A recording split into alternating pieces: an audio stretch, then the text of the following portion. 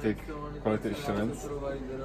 Robotic quality assurance? Yeah, we call it RQA or just simply robot.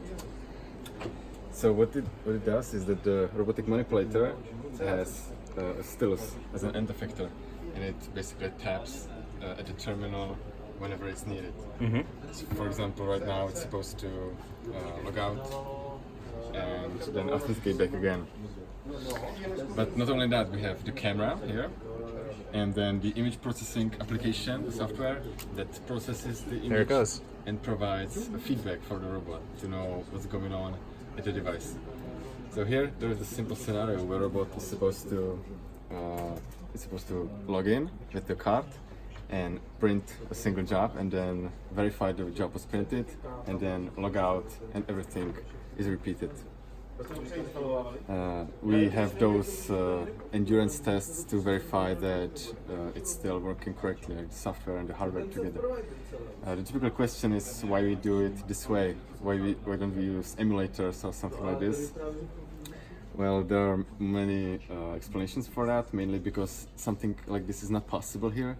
We don't have internal access to the device, to the MFD. It's a device of the third party, and we only provide the software for this. Now, here I will show you that the robot is not only performing the actions but verifying they are done correctly. Here the robot is supposed to select only the first job, and when I mess with it in a while, then it has to make sure only the first job is selected.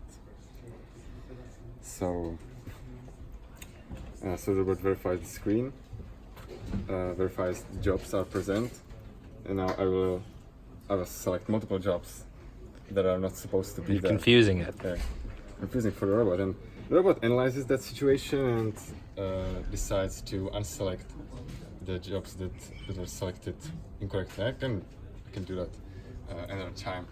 So it will repair the state until the correct state is satisfied here.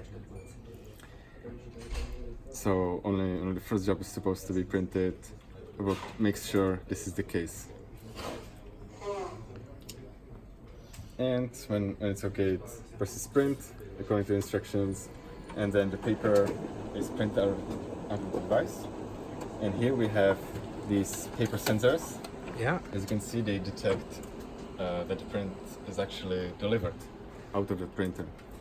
So we analyze this. We can analyze the different size, A4 or A3, and we can also analyze whether the paper came out with the duplex side first and then the simplex side, or just a normal simplex print. Very cool.